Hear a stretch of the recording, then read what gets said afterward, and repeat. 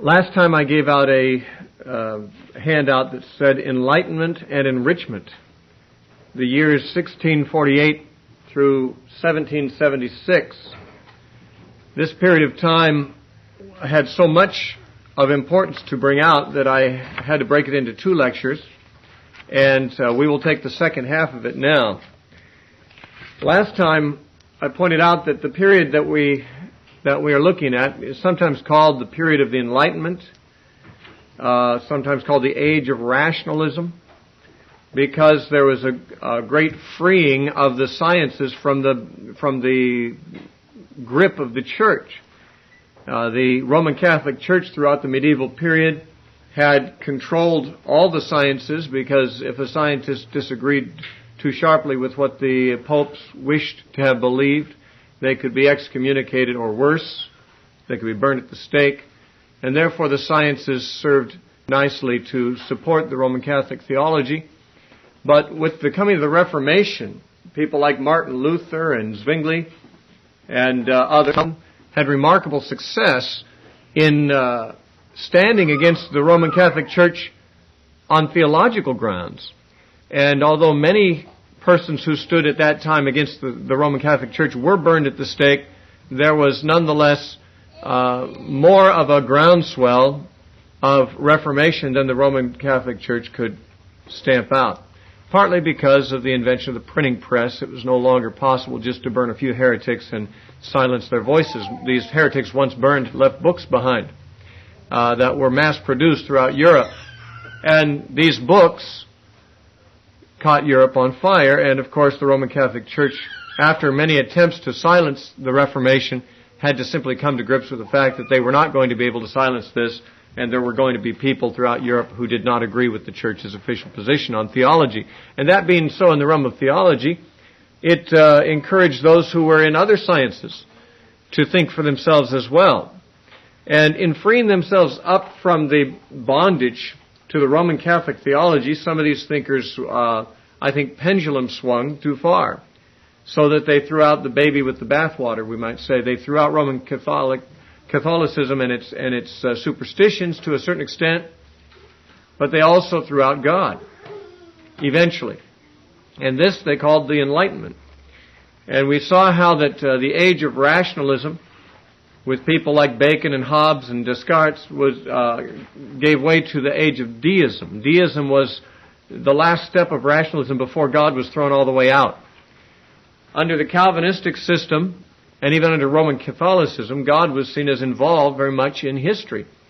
Rationalism found no use for God as a postulate, as a mover in history or a causer of history, and certain philosophers began to say that just as the universe runs on the basis of natural laws, so does society and history develop on the lines of certain laws that are materialistic,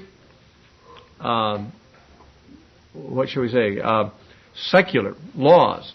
And while there was a generation or two that were not quite willing to throw God entirely out of the picture, the deists kept God only as a postulate, as a first cause. That God had created everything, wound up the universe like a clock, and left it to run down. And therefore God had no interaction with man in history after the creation, according to deism. And the thinkers in this realm included men like John Locke and Voltaire and David Hume and others. And therefore it was a time of great secularization in Europe. Now, at the same time, however, when the Reformed movement had died down to a second and third generation, which usually, if you have paid attention to church history, you find that most denominations, most movements begin with a real move of God, a real move of the Holy Spirit.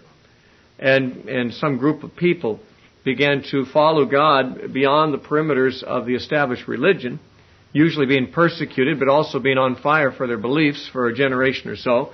But after they've become established, once they are no longer persecuted, once there's a second or third generation among them, they settle, as did the former orthodoxy, into a dead orthodoxy of their own, so that it just becomes dead religion after a while. Every major denomination that you would view today as lacking in spiritual vitality, at one time began as a movement that had tremendous spiritual vitality. its original leaders. Every denomination was founded by a man of God who really saw something and really moved forward and had people who followed him and said, yes, we agree with this, and there was great enthusiasm, but eventually these died off. Well, at the time we're talking about, from 1648 to 1776, deism had replaced much of religious thinking along Christian lines. And where the Reformed movement still held sway, or Roman Catholic movement held sway, it was pretty much settled into established dead orthodoxy. But God began to move and raise up revival movements within that situation. The Quakers were one of the movements we talked about last time under George Fox, who lived from 1624 to 1691. Another movement was called Quietism, under such people as Michael Molinos and Madame Guyon and Francis Fenelon in France and in Spain. These were Christian mystical movements, Pietism and Quakerism. In addition to the mystical movements, there was a movement called Pietism, not to be confused with Quietism. Quietism was the movement of Madame Guyon and Fenelon. Pietism originated in Germany as a movement within the Lutheran Church, the dead Lutheran Church. There were certain people who remained Lutheran to the day of their death, but started a revival movement within the Lutheran Church. One of these was Philip Jacob Spener, who lived from 1635 to 1705. And one who worked with him and carried on the movement was August Hermann Franke, who lived from 1663 to 1727. Influenced by those men also was a man named Count Nicholas Ludwig von Zinzendorf, who became the leader of the Moravian movement when the Hussite brethren fled from persecution into Germany. They settled on Zinzendorf's estate, and they came to be known as the Moravian Brethren, also called the Bohemian Brethren. And Zinzendorf was a pietist. These movements we've already talked about last time. And the next movement we want to talk about is that which is in the notes I've given you today. It was in America and in England especially, revival movements going on. We mentioned the pietistic movement in Lutheranism. That largely took place in Germany. And then Spain and France were where the Quietist movement were taking place. And England was where the Quakers arose.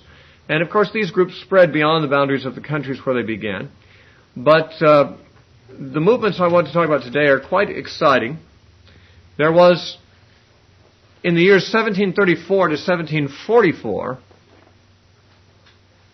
a series of events in America, in New England, that have come to be called the Great Awakening. There were actually two Great Awakenings. One that was initially spearheaded by Jonathan Edwards, which lasted for a few years around 1739 really to, earlier than that, 33, 34, somewhere around there for a few years.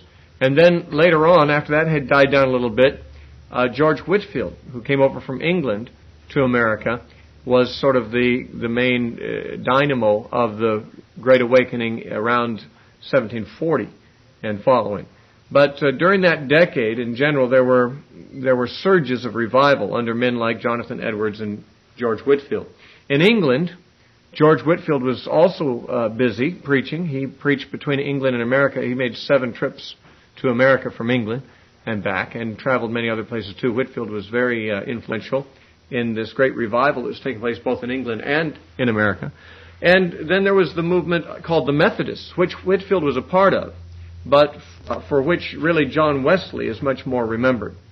And so it is truly the case that God sent revival in England and in America through men like Jonathan Edwards, John Wesley, and George Whitfield. And those are the men I want to talk about tonight. First, we'll talk about America, only because the leader in America was born earlier and did what he did earlier than the men we're going to talk about in England, and influenced them. And that man was Jonathan Edwards. He lived from 1703 to 1758. He only lived to be 56 years old. Interestingly, he died of smallpox from receiving a vaccination. It's a controversial issue even in our time, isn't it? But he actually, 5 months after he took the office as the president of Princeton University in New Jersey, he died in May of smallpox from an inoculation he had gotten the previous month. And that cut an illustrious and glorious preaching career short. Sadly, he died at age 56. Jonathan Edwards was the outstanding preacher, theologian, and philosopher of Colonial New England. He was born in Connecticut, and he was a child prodigy. He began studying Latin, homeschooled, at age 6. By the time he was 13 years old, he was fluent in Latin, Greek, and Hebrew, and entered Yale. He graduated from Yale, the head of his class with highest honors when he was not yet 17 years old, in the year 1720. Now, these days we think it's quite an accomplishment if a homeschooled kid graduates from high school when they're 16.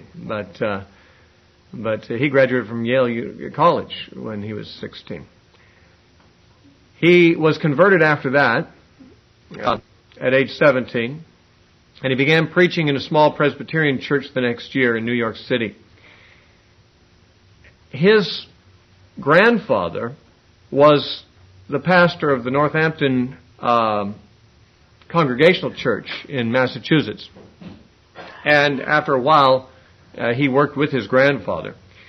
But he tutored at Yale first for 2 years. And then in 1726, he was both ordained and also married. After he was ordained, he ministered as associate pastor with his grandfather at the Northampton Congregational Church in Northampton, Massachusetts, until his grandfather died. After that, Jonathan took over the pastorate of the church until 1750. After that, he was actually kicked out of the church. We'll talk about that later on. It was while he was the pastor, after his grandfather's death, and when he was the pastor of this church, that he became very influential. He wrote prodigiously. He wrote a great number of books and things. He wrote on philosophy. Even as a youth in his early teens, he wrote impressive philosophical works. He wrote theological works. And he also preached a great deal. He spent between 13 and 14 hours every day in his study, which gave him lots of time to write. Don't know if it gave him much time for his family or not. But the so-called Great Awakening, to which I have alluded, began in his church with his preaching. The Great Awakening period is considered to be from 1734 to 1744. And although it broke out in Edwards' church, under his preaching it spread beyond that through the region and into Connecticut as well. And there was tremendous impact upon sinners. Actually, his grandfather, when he had pastored that church, had what he, in 60 years of preaching there, had what he referred to 7 harvests, where there had been 7 periods of blessing during his grandfather's ministry there, where there had been some bringing in of numbers of souls. But by the time his grandfather died and Jonathan Edwards took over the church had lapsed into cold religiosity and apathy about the things of God. And so Jonathan Edwards began to preach sermons about justification by faith. Now, I've heard a lot of sermons about justification by faith, but I'm sure that his sermons were not like very many we've heard, because he began to have tremendous impact. And in fact, when he began to preach, people began to fall on the floor and groan and double over, holding their stomachs, groaning in agony because of the feeling of conviction of sin. When he preached his famous sermon, Sinners in the Hands of an Angry God, where he compared the sinner who's not converted to a wretched spider hanging by a feeble web over a flame, and God is the one holding the web and ready to drop him into the flame. And he described the sinner as being on a path or on a bridge that's falling apart and decaying under his feet, and he's about to fall into a deep chasm. As Jonathan Edwards began to talk about this, and most of you probably in school or at some other time have had occasion to read this sermon, it's considered a classic, people actually began in the church to grab onto the pillars of the church and scream out for mercy. They were afraid the floor of the church was going to open up and they were going to fall into hell. This is just the way that God moved in that particular time and place. And it's an interesting thing because Edwards was very nearsighted. And he was not an animated preacher at all. As a matter of fact, he read from a manuscript, as some preachers still do. He wrote his entire sermon out in manuscript, and because he was nearsighted, he held it right up in front of his face like this the whole time. He didn't even have any eye contact with the audience. And as he read it, he'd look over the page, and there'd be people laying on the floor, rolling around and groaning and hanging onto the pillars of the church. And it was truly a magnificent move of God. These people didn't just have an emotional experience like we sometimes hear about in modern-day renewal movements. These people actually, their lives changed. At a later time, Edwards, who tended to chronicle the things that were going on during the renewal, wrote these words, which I've given you in the notes. This is a quotation from Edwards. He said, "There was scarcely a single person in the town, old or young, left unconcerned about the great things of the eternal world. Those who were wont to be vainest and loosest, and those who had been the most disposed to think and speak slightly of vital and experimental religion, were now generally subject to great awakenings. And the work of conversion was carried on in a most astonishing manner, and increased more and more. This work of God, as it was carried on, and the number of true saints multiplied, soon made a glorious alteration in the town, so that in the spring and summer following," that's 1735, "the town seemed to be full of the presence of God. It was never so full of love nor of joy, and yet so full of distress as it was then. There were remarkable tokens of God's presence in almost every house." And I break off the quote there, but this is very much what you read of in revivals generally. If you study the history of revivals in America and in England and in Wales and in a number of other places in the last several centuries, you'll find that when God sends a revival, it doesn't only cause a lot of emotional outbreaks in the church, but there are true conversions, true reformed lives. In many cases, in Finney, for example, and Moody and others who knew such revivals, all the jails would be empty for months or years at a time. There were no criminals. The police had nothing to do. The bars were closed. No customers were there. I heard a story, and we're not talking about Moody tonight, but I heard a story that was related to Moody's revival, that a man came into a town in the United States sometime in the 1800s, and he was looking for a liquor store, and he couldn't find a liquor store. And he asked one of the locals, "Isn't there a wretched liquor store in this wretched town?" And the man said, "Well, no, actually, 50 years ago, a man named D.L. Moody came through here, and there hasn't been a liquor store open here since." Now, today we hear people claiming there's revival going on in America and various places, but I haven't yet seen a revival such as this. If you're praying for revival, don't stop now. It hasn't come.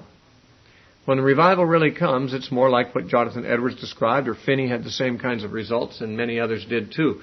When God sends revival, it's remarkable. At a much later time, at the turn of this century, Evan Roberts in the Welsh revival saw the same kind of thing. So, when a church today puts out a sign in front on their marquee and they say, next month we're having 5 nights of revival, we're bringing in a special speaker for it, it's kind of presumptuous, really, because you don't get revival just by calling in a fancy preacher. Revival seems to come somewhat sovereignly. Now, Finney would disagree with me on that, and Finney ought to know, right? But Finney believed that there's nothing sovereign about a revival. He believed that revival comes when someone prays for it. Enough. When there's enough prayer and repentance on the part of the people of God, there will be revival. In Finney's revival lectures, he said that it is as sure as a farmer planting seeds. He knows there will be crops growing. And he says, likewise, wherever people will meet the conditions for revival, there will be revival.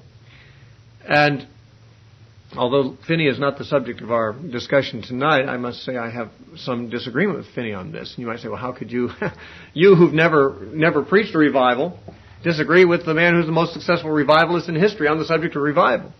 Well, many people interpret their own experience, or they interpret their theology in light of their own experience. If Kenneth Hagin, everyone he prays for gets healed, he assumes everyone can get healed that easily. I don't know that Kenneth Hagin's stories are all true, but But he seems to say that every time he prays for the sick, they get well. Well, that if that's true, that's wonderful, but it's not necessarily, you can't extrapolate from that everyone can have the same results. Because, Finney saw everywhere he preached, people were praying, people were repenting, and he preached, and the whole town's got converted. So, it's easy for him to say, hey, this is easy. Anyone can do this, right? But you got to be careful about assuming that the special thing God is doing through you or through someone in your time is something that can be counted on every time you want it to happen or push the right buttons or whatever. And I say that as one who can look with some perspective living a century and a half after Finney's time. There are many who've done the same things Finney has done and have not seen the same kind of revival. And there is very little that can be said by way of explanation other than that there is an element of God's sovereignty in sending revival. Now, I'm not saying that Jonathan Edwards wasn't an unusually wonderful man and that his preaching wasn't excellent. I'm sure it was. But I don't think that the transformation of the whole society in his area can be attributed just to his eloquence as a preacher. I believe there was a special move of God. And maybe there were, maybe people praying for a decade or so before he preached. Unknown prayer warriors were there just pouring out their hearts to God, praying and calling down revival. And it finally came through the preaching of Edwards, but we don't know. We can't establish that. All we know is that all unexpectedly, this man began to see real turning to God on the part of his people when he began to preach his sermons. And he was very strongly Calvinistic, unlike Finney. Finney didn't believe the sovereignty of God had anything to do with revival. Edwards was totally Calvinistic and believed the sovereignty of God had everything to do with it. Edwards couldn't point to anything he had done to bring about this revival out of the ordinary, and so he tended to see it more as sovereign. In fact, he had a very strong doctrine of sovereignty. Edwards is considered the founder of what's called New England theology, sometimes called Edwardian theology, after him. In 1754, of the many books he wrote his most important, which was called Freedom of the Will, in which he denied that there is any freedom of the will. He, like Luther, who wrote the book Bondage of the Will, although the title of Jonathan Edwards' book was the opposite of the title of Luther's book, they both said the same thing, basically, that the human will is in bondage, cannot choose God, cannot turn to God, except by a sovereign work of God. And Edwards wrote a great deal on theology and very strongly promoted Calvinism. In fact, he had eventually the effect of turning George Whitfield into a Calvinist. And that brought some division between Whitfield and his former associate, John Wesley, who never became a Calvinist. Anyway, in 1750, there was a controversy. This is after pretty much after the revival had petered out there. He was still pastoring in the same church, and a controversy arose over the terms of admission into membership in the church. Had to do with whether sinners should be allowed to take communion in the church. And a certain policy had been practiced in that church under his grandfather, but Edwards disagreed with that policy, and apparently there were enough leaders in the church who disagreed with Edwards that he got kicked out, and he lost his pastorate over this particular controversy. The next year, though, he became the pastor of the Congregational Church in Stockbridge, Massachusetts. It was a little village out in the outskirts toward Indian territory, and he not only pastored the church, but he became a missionary to the Indians in that place. And it was at that time, while he was doing that ministry there in Stockbridge, that he wrote the book Freedom of the Will, which I mentioned earlier. In 1757, Jonathan Edwards was elected to be the president of Princeton College in New Jersey, but as I mentioned earlier, 5 weeks after taking that post, he died at the age of 56 as a result of a smallpox inoculation that he received a month earlier. Without reading much of the works of Edwards, it's hard to capture the spirit of the man, the spirituality of the man, just from this sketch of his activities. Of course, anyone who saw such revival as he described would not be able to remain unspiritual very long if he were not already a spiritual man. But before any of this took place, in fact, about a decade before the awakening began, Jonathan Edwards had a day in which he committed himself to God in a unique manner. He wrote it later in his personal narrative, and this is what he wrote. He said, "On January 12th, 1723, I made a solemn dedication of myself to God." I wrote it down. "Giving up myself and all that I had to God, to be for the future in no respect my own, to act as one who had no right to be himself in any respect, and solemnly vowed to take God for my whole portion and felicity, looking on nothing else as any part of my happiness, nor acting as if it were, and His law for the constant rule of my obedience." This kind of talk would not be popular in the modern church, talking about a person acting as if he had no right to be himself. The self-esteem movement would frown on this kind of talk. However, the self-esteem movement hasn't seen any great awakenings either. And maybe there's a connection.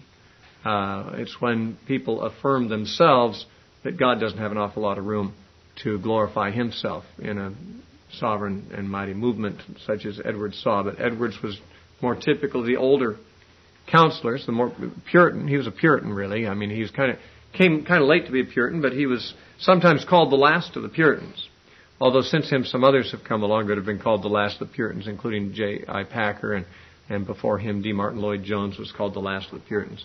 I don't know that we've seen the last of the Puritans, but the Puritan movement had its day before the time of Edwards, and Edwards, for a while, was called the last of the Puritans. But as a Puritan, and as all the Puritans, but not only they, but many even Roman Catholic monks and so forth, very much disparaged self-esteem. And many times they had tremendous success with God because they did not try to elevate self or affirm themselves. They wanted God to be all in all. I find it interesting that he says that he made this solemn dedication of himself to God and wrote it down. This actually occurred after his conversion by several years. It's as if he had sort of a second threshold of consecration that he came to, and he wrote it down. A lot of times we have emotional experiences where either alone or in a meeting where we decide, I'm going to serve God forever in a way I never have done before from this day on. But then we don't. And sometimes writing it down would be a good idea. I mean, to the next morning when you're not feeling the same emotion, to read it and say, I said that, I guess that's what I got to do, I really think that that's probably one of the great values of baptism. Baptism, I think, is a symbolic act. In fact, it's, as far as I know, the only ritual act that the New Testament commands us to do. Some people would add communion to that, though it's hard to find an actual command to regularly take communion in Scripture. It goes back to the early church that it's always been done, but while Paul acknowledges that the church was occasionally taking communion, there's no actual command as to how often or even repeatedly to do it. But baptism is commanded and seems to be the only ritual observance that is firmly and deliberately commanded. And I sometimes wonder if it's for the same kind of reason, the value that Jonathan Edwards found in writing down his commitment, so that after he, the next day, when he might not feel the same way, he could look and say, oh yeah, I did say that, didn't I? And baptism is sort of a tangible thing. A lot of people can't remember the next day how they felt saying a sinner's prayer, but they can certainly remember how it felt to go underwater, especially if it was cold. And I think that those kinds of tangible, memorable tokens, those Ebenezers, as it were, of commitments that we've made to God are useful. Well, so much for Jonathan Edwards and his role in the Great Awakening in America. In both England and America around this time, there was revival going on. Much of what we call revival in America was that which happened under Edwards, though later on George Whitfield, whom we will look at in a moment, was involved in that as well. But Whitfield began his ministry in England, where he was a native, and he worked originally with John Wesley. It is Wesley that we want to look at closely first, and then Whitfield. Both of these men were involved in establishing the Methodist revival, or the Methodist societies. Today we'd call it the Methodist Church or Methodist denomination, though in the lifetime of John Wesley, the founder of Methodism, he never intended it to become a denomination. He was an Anglican preacher, ordained Anglican, and he stayed in the Anglican Church and encouraged all his converts to stay in the Anglican Church.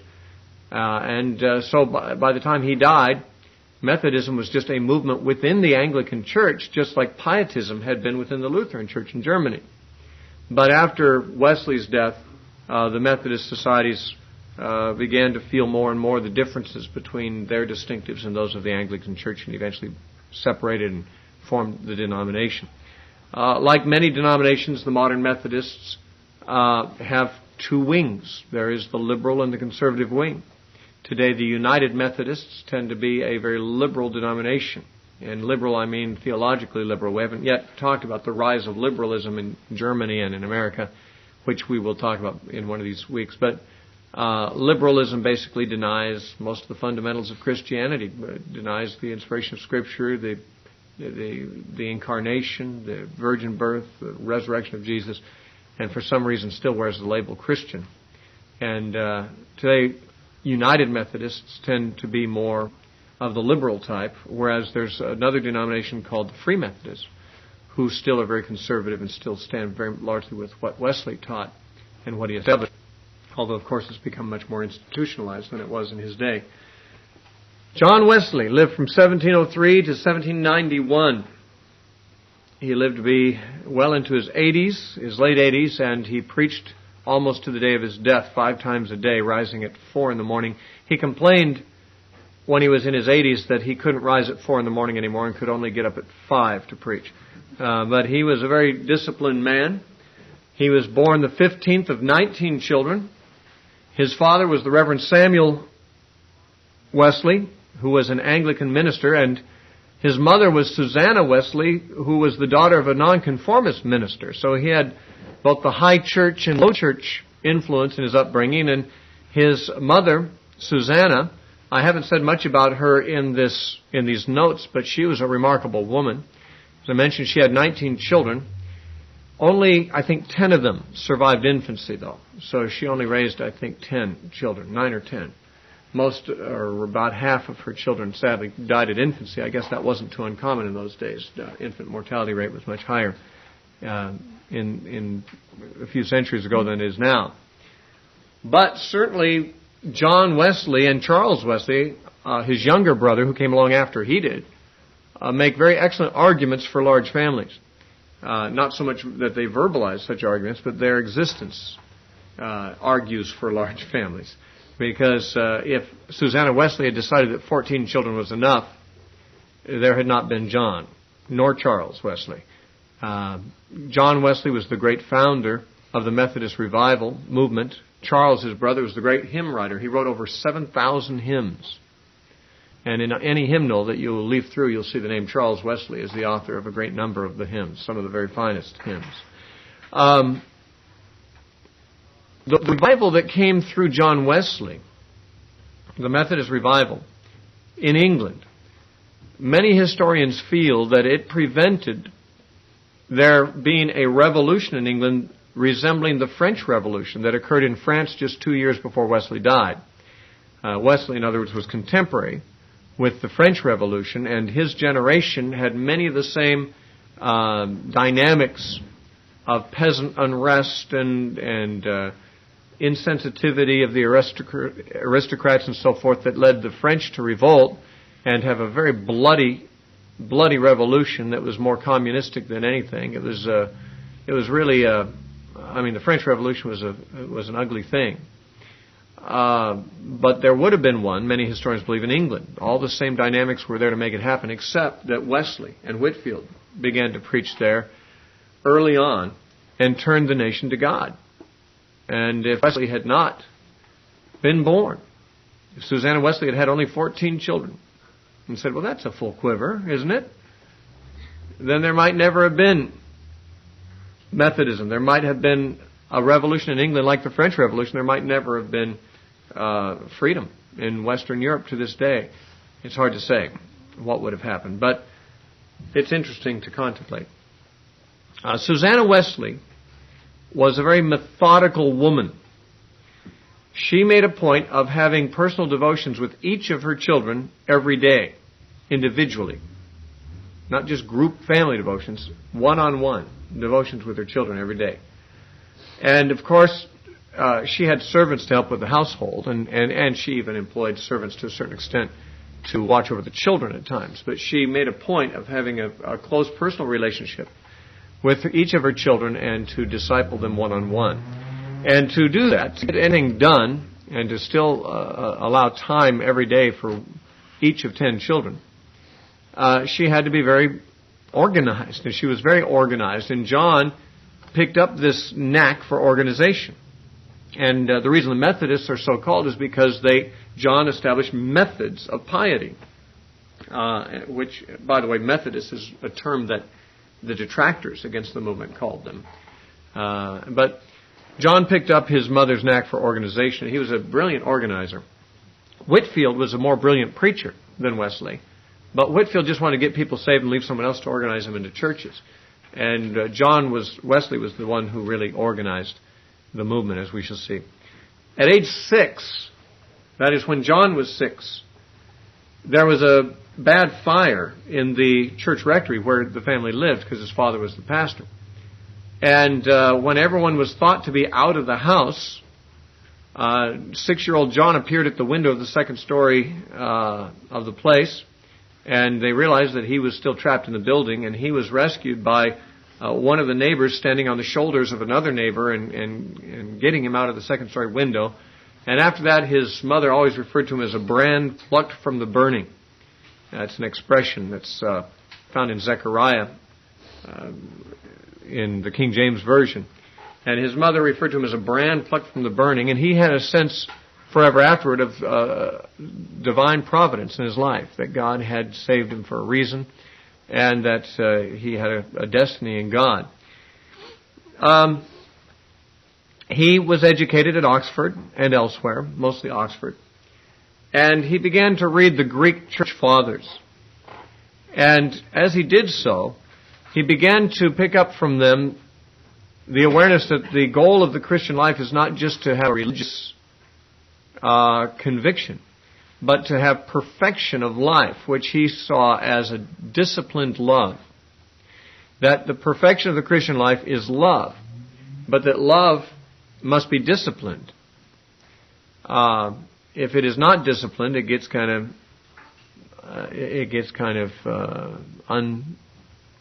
undisciplined, I guess. But the discipline that Wesley emphasized was very severe. Eventually, when he set up his Methodist societies, he required that every Methodist preacher rise at 4 every morning and spend at least 2 hours, I think it was, in prayer. And there were other very staunch disciplines he imposed upon his ministers and his movement. Anyway, in his early life, this is before he was actually converted. When we talk about him at this period of life, you'll almost think we're talking about a Christian. But he wasn't actually converted at this point. He was just an Anglican. He was just a religious man. But he read some devotional works that had a tremendous impact on him during his college years. One of them was a book called Holy Living by Jeremy Taylor. Another was William Law's book, A Serious Call to Devout and Holy Life, one of my favorite books. I've read it several times and have handed it out to others. And then, of course, another of my favorite books, Of the Imitation of Christ by Thomas à Kempis. These books profoundly affected Wesley and gave him a passion for holiness. At Oxford, he finished his education and was ordained to the Anglican ministry in 1728. And for a while, he served under his father, who was the parish pastor at Epworth Parish Church. But eventually he returned to Oxford to take a higher degree. And while there, he joined up with his brother Charles, who was at Oxford, and George Whitfield, who was a student there also, and several other students there, and organized a group who wanted to get together to cultivate their devotional lives. And so John became their leader. This group of students had already been meeting for prayer and for Bible study, but none of them apparently had any organizational skills. And when John arrived back at Oxford, he organized the group, and they developed a plan of study and a rule of life for themselves, which stressed Bible reading, and prayer and frequent attendance at Holy Communion at the Anglican Church. Those who thought they were a little extreme came up with a number of names for them. They called them the Holy Club, and they called them Bible Moths. Interesting term, Bible Moths. I don't know exactly how that's to be understood. Moths eat things. I don't know if that means they eat the Word, or that their Bibles got worn out as if they were moth-eaten from overuse, or if it meant that the Bible was like a light and they were drawn like moths to a flame. I don't know where that term came from, but Bible Moths is one of the nicknames that their detractors gave them, and they were also called Methodists because they had established a method for working toward personal holiness and perfection. And that method involved Bible study and prayer and devotional exercises such as we would now recommend to all Christians upon conversion to pursue. But we take for granted that Christians have always known those are important things to do. Actually, remember that in many parts of Europe and America, in many denominations, some of the dominant denominations, being a Christian just meant being baptized as an infant into the group, being confirmed at a later date, and staying in the church and staying in the sacraments, and that's what made you a Christian. Personal piety was not emphasized in many cases, and so the emphasis on personal Bible study and a prayer life and seeking after holiness and disciplining the life, that was something that was kind of new. Nowadays, whenever we lead someone to the Lord, we always tell them, read your Bible, pray, stay in fellowship. These are the same kinds of things that they were emphasizing in the Holy Club, but they were so out of step with the religious environment of their times that people made up names for them like Holy Club, Bible Moths, and Methodists. They sought to imitate the early Christians. And toward this end, they would give to the poor and they would visit prisoners. George Whitfield at this time, and possibly Charles Wesley, were I don't know, but they were probably saved at this time. But John was not really saved at this point, as he later would testify. He didn't know he wasn't saved because he didn't know what being saved meant. He was just a man who wanted to be perfect, who wanted to be holy, wanted to follow God, had apparently a tender conscience, was a methodical, disciplined person, but he didn't know Jesus. And he didn't have any peace in his heart. And this became clear to him on the occasion of his going to Georgia in the United States. He went as a missionary at the urging of a friend in England. He went to Savannah, Georgia, to be a missionary there, to the Indians and to others. And as he was on ship crossing the Atlantic toward America, there was a series of storms that almost sunk the ship. Hideous storms. I've never been in a storm at sea. I've been in a storm in an airliner in the air, and that's a pretty frightening thing. I've been in an airliner where, the thing was moving up and down so suddenly and jerkily that, if you weren't seatbelted in, your head would hit the ceiling, unpredictably. And I've been in an airliner where lightning was flashing literally every 2 seconds for probably a period of a half hour on every side. You wondered, as the plane was bouncing around. I've been on all kinds of rough flights, but I've never been in a storm at sea. In one sense, you might think that a stormy flight might be scarier than at sea because you're not on the ground. But you're not on the ground at sea either. At least an airplane can have an emergency landing somewhere if it really gets bad. There's a lot of places where a plane can land. There aren't a lot of places in the middle of the Atlantic where a ship can land. And if the storm's too much for it, they can't do anything but sink. And the ship almost sank.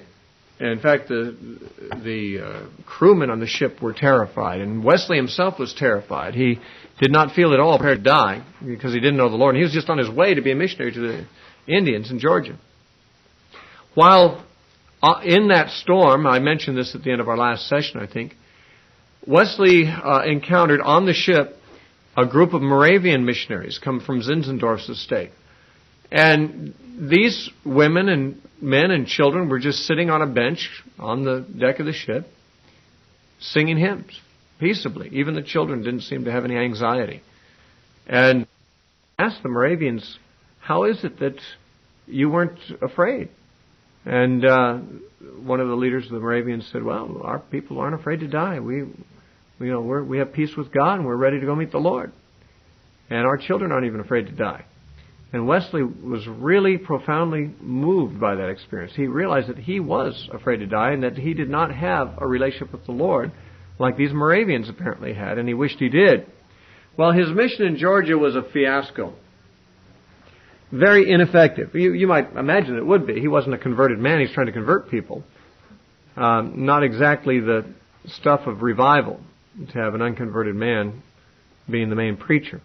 And Wesley got into scandalous trouble, not through any real sin, just through youthful foolishness. He fell in love with an 18-year-old girl named Sophie, who was the daughter, or the niece of the chief magistrate of Savannah. And I guess she hoped to marry him, but he was of two minds about it. They had some kind of a romance going on. But he never really got so far as to propose marriage, and I guess in her frustration that the relationship wasn't progressing, she eloped with his rival and married him. Now, Wesley was so upset with her, and he was the parish church pastor, he excommunicated her for doing that. And then she and her father or her uncle brought a lawsuit against him to sue him for excommunicating her, and it got to be a real ugly fiasco. And finally, he fled America back to England in disgrace. And as he was on ship going back to England from this 2 years disgraceful failure as a missionary in America, he wrote in his journal, "I went to America to convert the Indians, but oh, who shall convert me?" So he, upon meeting the Moravians and then later on having this dreadful failure in his missionary efforts in America, it underscored to him that he, although he was very disciplined and lived an orderly life, he really didn't know the Lord.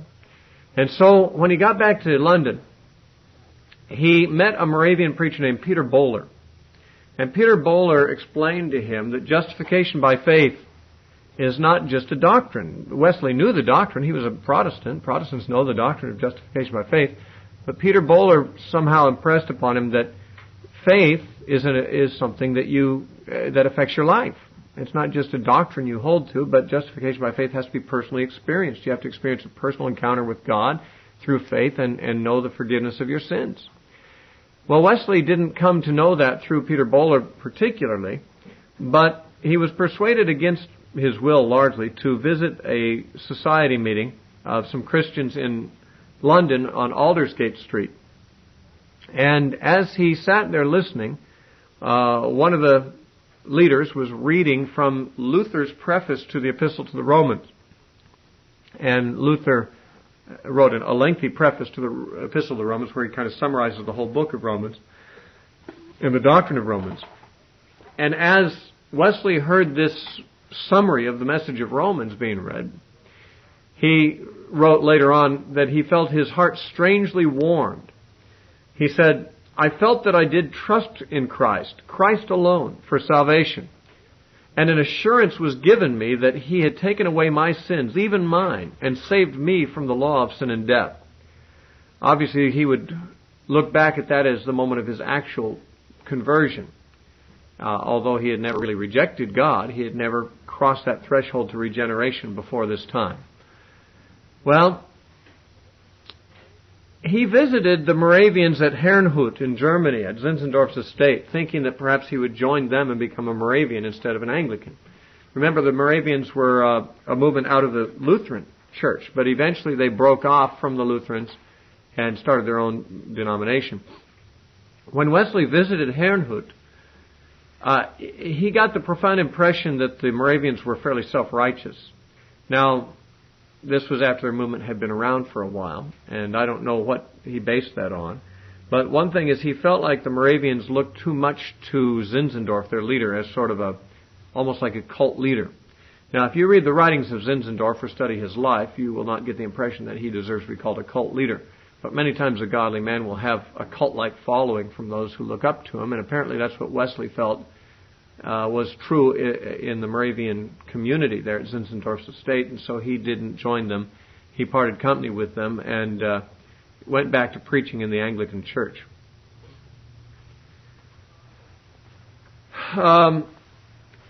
During the time that he was preaching in London in the churches, he read some of the accounts of Jonathan Edwards.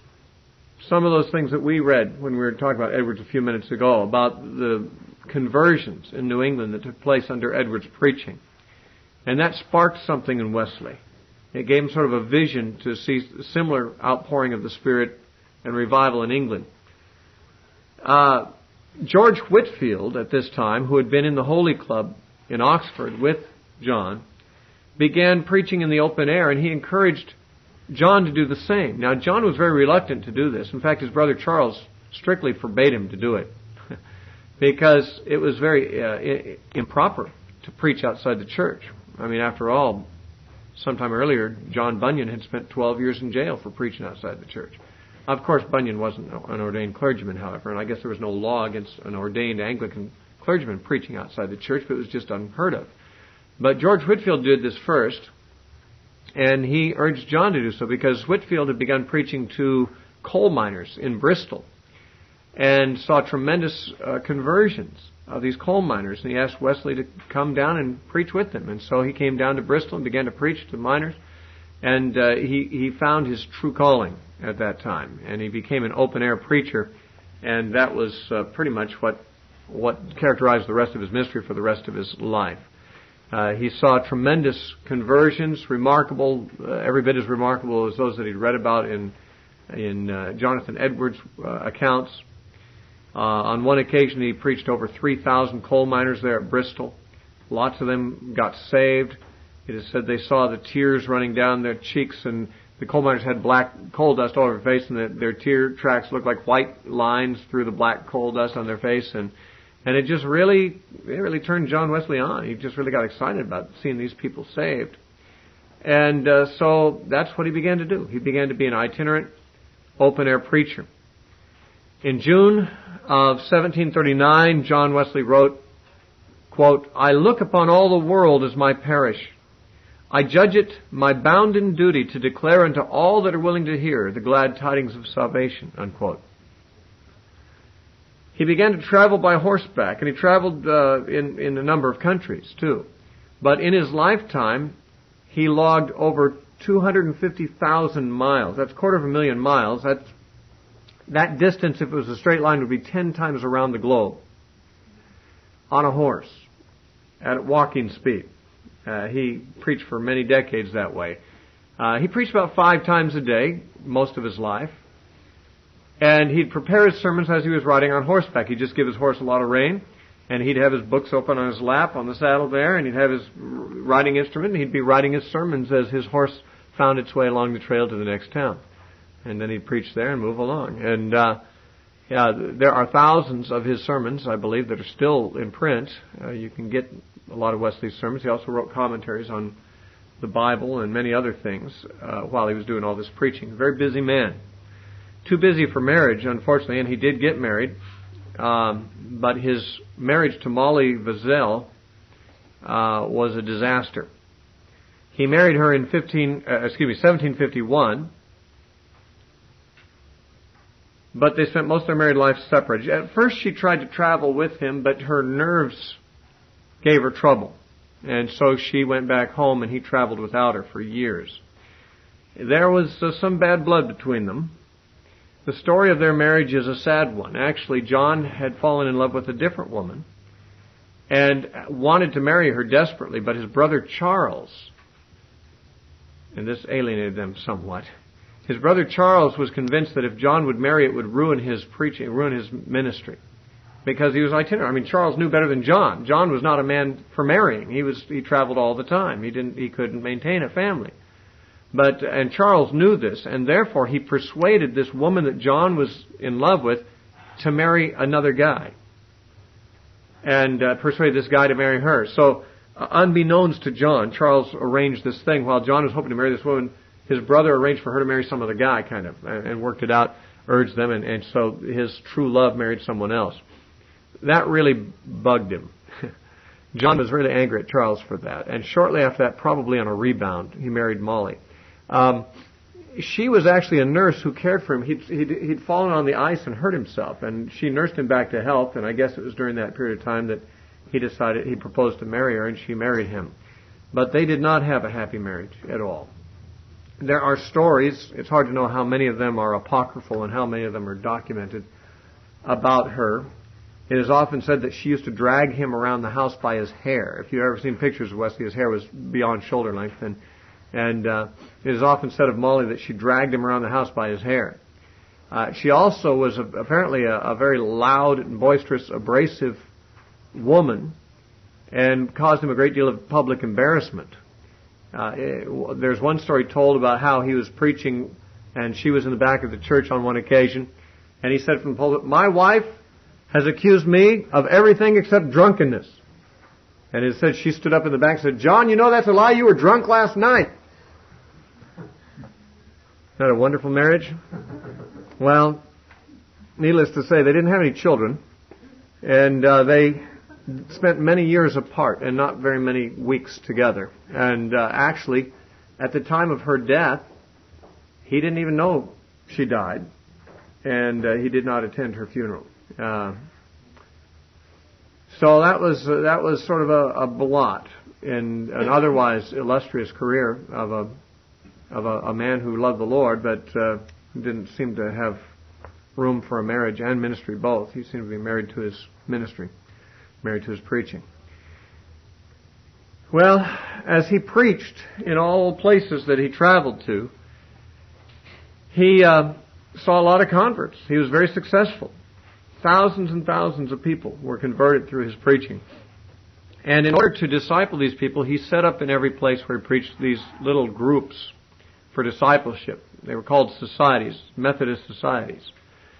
And there were no clergymen in them. There were no ordained clergy, but eventually John appointed leaders to oversee them and to preach. And the Methodist preachers became a phenomenon of the movement. John trained these men and gave them their marching orders. They were sort of like a spiritual militia that were sent out by John to conquer territories for God. And there was a tremendous move of the Holy Spirit, and much of England was converted, or at least renovated socially by the influence of the Methodist preachers.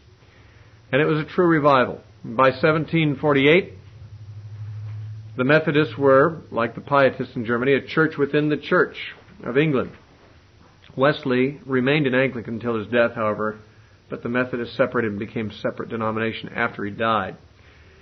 And so, John Wesley is in many respects the father of modern evangelicalism as we know it. Though he had some views that are not dominant in modern evangelicalism today, he was not a Calvinist. He was an Arminian. I'm not sure how it came that he was an Arminian. I don't know if it was just from reading the Bible. That's how most people become Arminians. Or if he read the works of Arminius or of some other Arminian writer, I don't know.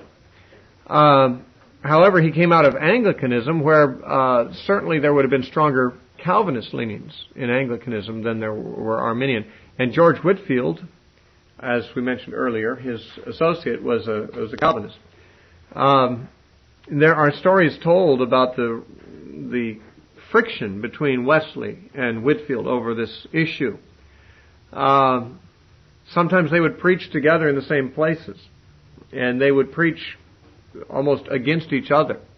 I heard a story, I don't know where it comes from, but apparently they were staying in the same lodging place and preaching in the same town at one time, so they were sharing a room.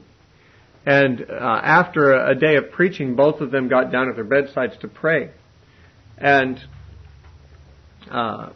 George Whitfield got down by his bedside and said something like, "Father, I thank you that all those who were elect were irresistibly drawn to you today through my preaching." And then he got up and went to bed, went to sleep. And Wesley said, "Mr. Whitfield, is this where your Calvinism brings you?" And Wesley prayed all night. And in the morning, George Whitfield got up and saw Wesley still kneeling in his bed there, snoring away. He said, "Mr. Wesley, is this where your Arminianism brings you?" So they had their little tete-a-tetes from time to time about their Calvinism and their Arminianism. Actually, historians sometimes say that they never really worked out their problems over this issue. Whitfield, as it turned out, started a Calvinist Methodist denomination. But modern Methodists are, generally speaking, Arminian. By the way, as I recall, again, there's a lot of anecdotal stories you hear floating around about Wesley and Whitfield, if you happen to be in the circles that talk about such men. And I can't document all of these things, but I remember hearing that when Whitfield died, and he died, almost 20 years before John Wesley did, someone asked Wesley, "Do you think you'll see George Whitfield in heaven?" And Wesley said, "Barely. He'll be so far ahead of me that I'll barely see the back of his head, I imagine." So they still had great respect for each other, but they couldn't quite convince each other of their theological positions, respectively. I can just picture some of the discussions they probably had, because I've had friends who are Calvinists, and they very much want to convince every Arminian to be Calvinist for some reason. I'm not sure why that's so important to them, but I imagine that those men had many interesting discussions. Another distinctive of Wesley's theology, and a distinctive that has practically come to be associated with him by name, is his view of holiness or of sanctification. In most denominations, sanctification, if it is mentioned at all or stressed at all, is presented as sort of a process. For one thing, a lot of denominations don't stress sanctification at all. By sanctification we mean the transformation of the life to be holy. The word sanctified comes from the root word for the word holy. And justification is what we mean when we talk about being forgiven of our sins and getting saved, the legal basis of our salvation before God. But sanctification has to do with the actual change in our character, change in our nature, so that we are no longer prone to sin as much as before, but we're actually more holy innately. And whereas a lot of groups, like Lutheranism, for example, I don't think even emphasized sanctification or thought it was necessary at all, there were groups and are groups that stress sanctification that view it simply as the process of spiritual growth. Wesley, however, taught a view, and it is still taught among Wesleyans, and those Wesleyans, they would include not only Methodists, but also the Nazarene denomination and the Salvation Army. Those three denominations are still Wesleyan in their views on sanctification. Wesley taught something which has come to be called eradicationism, or entire sanctification. And he taught that there is a second work of grace, chronologically after conversion. That conversion happens at one point, and that at another point, a person crosses a second threshold into holiness or into sanctification, and that this holiness actually involves the death or the annihilation of the sin nature, or the eradication of the sin nature. That stubborn root of sinfulness in fallen man, which inclines man to sin, that is extracted by a work of the Holy Spirit, which is referred to as entire sanctification. This view, apparently it worked for Wesley, but I don't know to what degree Wesley may have been interpreting theology from his own experience again. We know that he preached and lived a holy life of sorts and a devout life of sorts before he was ever converted. And then he did experience that time when his heart was strangely warmed, and he actually said he felt like he had been saved from the law of sin and death, which sounds like it's referring to his sinful nature. And so there might be different ways to interpret his experience. Some of us might say, well, Wesley was regenerated in that second experience, and he was simply a religious, unregenerate man before that. His own interpretation might have been that he was saved because he had faith, but he wasn't spiritually changed until Aldersgate experience. Hard to know. I will say this, that some very good people have taught the Wesleyan view of sanctification. I'm fairly sure that Finney taught it, and there have been many Wesleyan preachers who taught the same thing. I have not met very many people today who, even among Methodists, who profess to have been entirely sanctified. I think this testimony of being entirely sanctified was much more frequent in the earlier Methodist days, when the Methodism became more of a denomination, more of an institutionalized thing. Probably, as all denominations have fewer converts, real converts, in their second and third generations than there were in their founding generation. It's probably true that as the Methodist movement became institutionalized, fewer and fewer people really had the spiritual experience that was characteristic of Wesley and his teaching, although they were part of the institutional denomination of Methodism.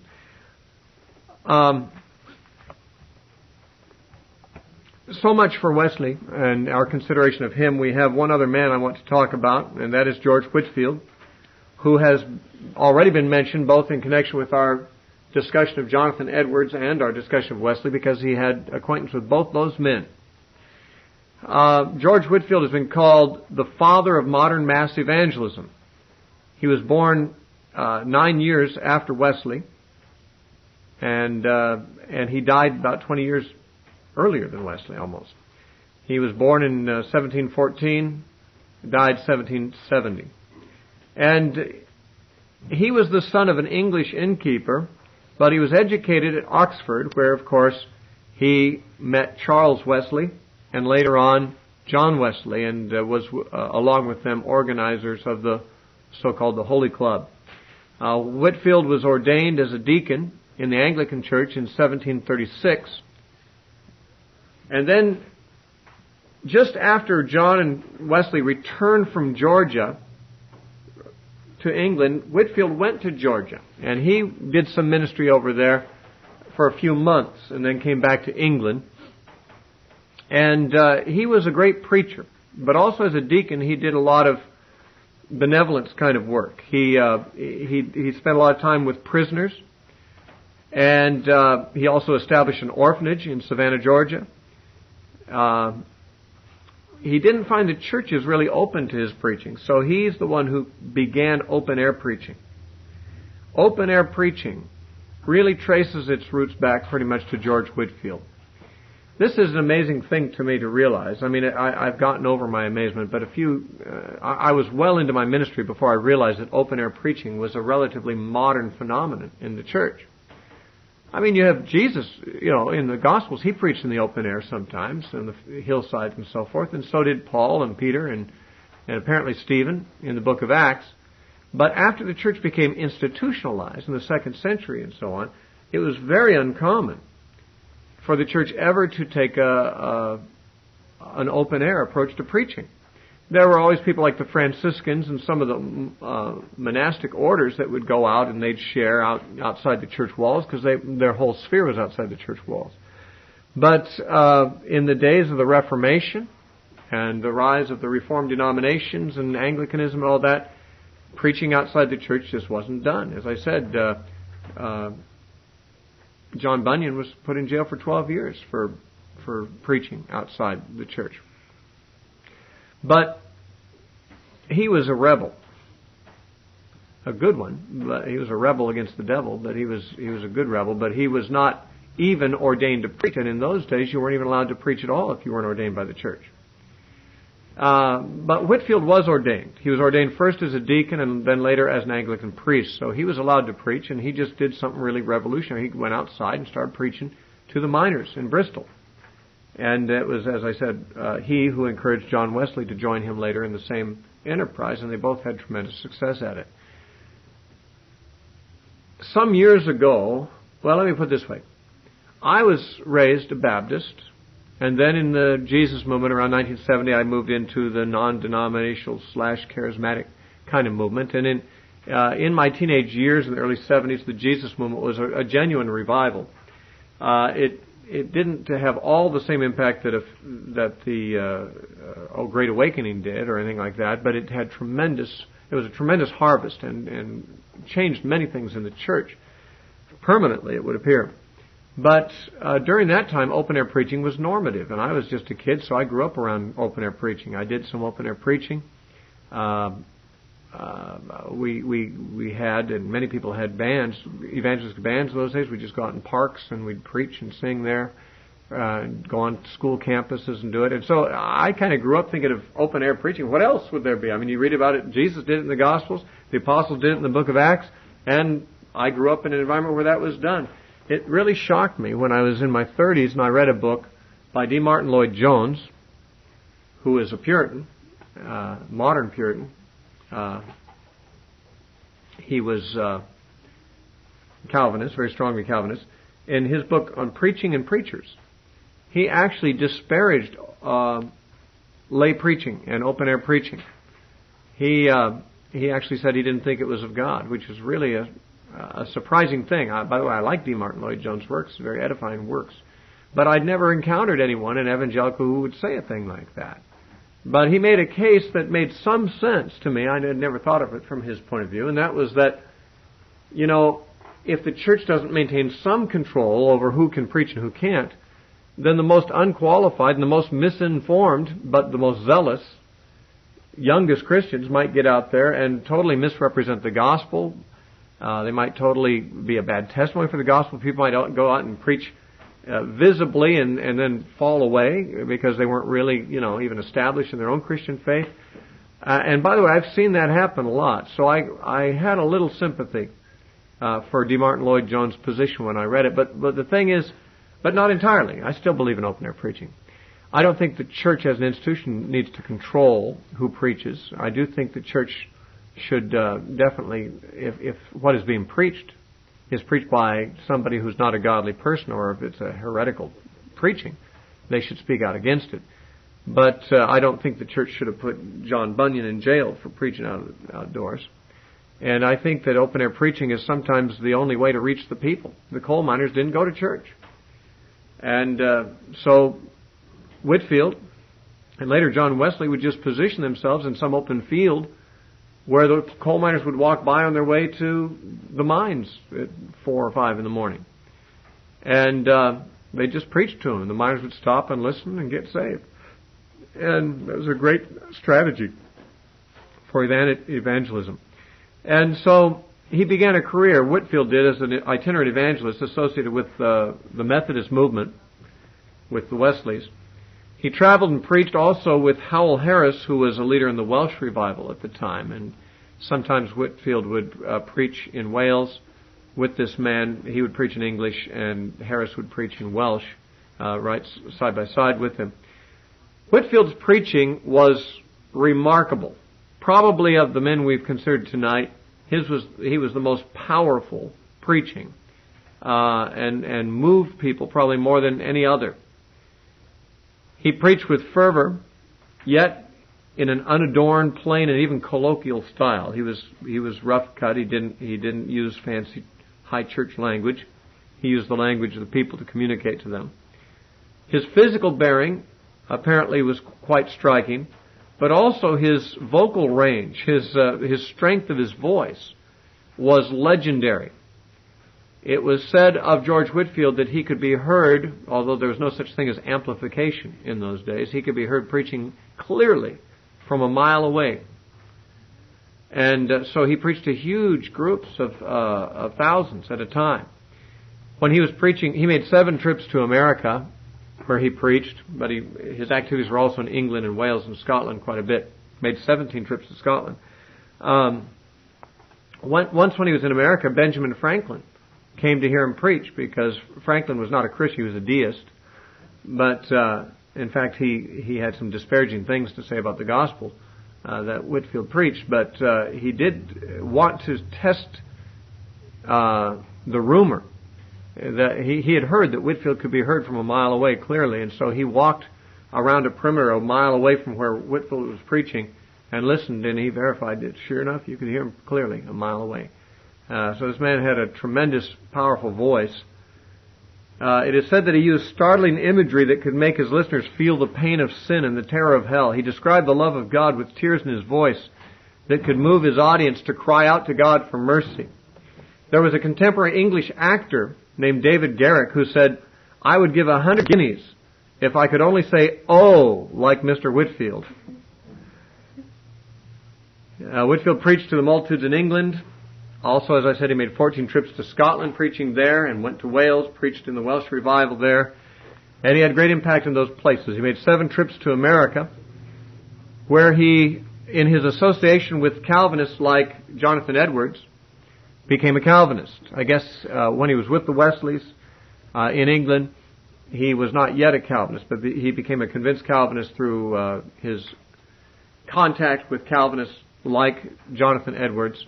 He even preached 4 times in Jonathan Edwards' church. It was actually Whitfield who sparked the Second Great Awakening around 1740, after the first one under Whitfield had kind of died down. Under Edwards. In 1743, Whitfield parted company with Wesley and founded a different denomination called the Calvinistic Methodist Society. I don't know very much about the Calvinistic Methodist Society today. That perhaps it still exists. I've never met any Calvinistic Methodists, but most Methodists today follow the Wesleyan theology rather than the Calvinistic theology.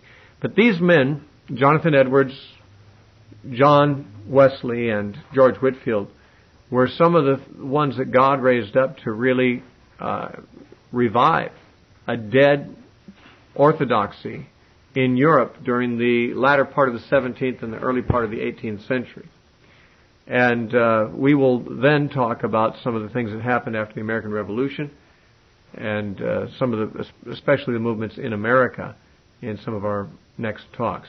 We also need to look at the rise of the modern missionary movement, which William Carey is generally called the founder of that, although the Moravians were somewhat earlier than him in their missionary efforts, and the Jesuits even a long time before the Moravians.